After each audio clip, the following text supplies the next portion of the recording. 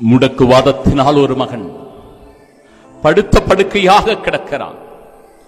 அவனுக்கு உதவி செய்ய யாருமே என்கிற ஏக்கம் அவனுக்குள் இருக்கிறது. ஆனாலும் கூட 4 பேர் அந்த இடத்தில் ஓடி வந்தார்கள்.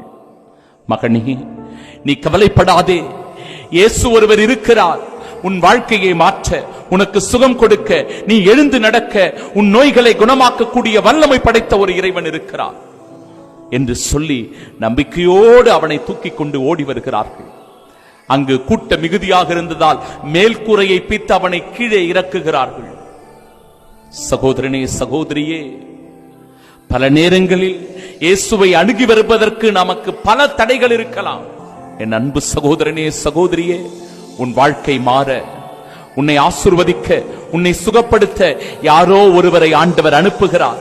ஒரு வழிபோக்கனாக, ஒரு வானதூதனாக ஒரு நால்வர் வந்து அவருக்கு உதவி செய்தது போல என் வாழ்க்கையிலும் உதவி செய்வதற்கு ஆண்டவர் ஒருவரை அனுப்புகிறார் என்கிற உறுதியான நம்பிக்கையோடு, ரட்சிக்கின்ற தெய்வமே ஆராதிக்கின்றோம், இரக்கமுள்ள தெய்வமே ஆராதிக்கின்றோம். எல்லாம் வல்ல இறைவன், தந்தை, மகன், தூய ஆவியானவர் உனக்கு உதவி செய்ய தன் வானதூதர்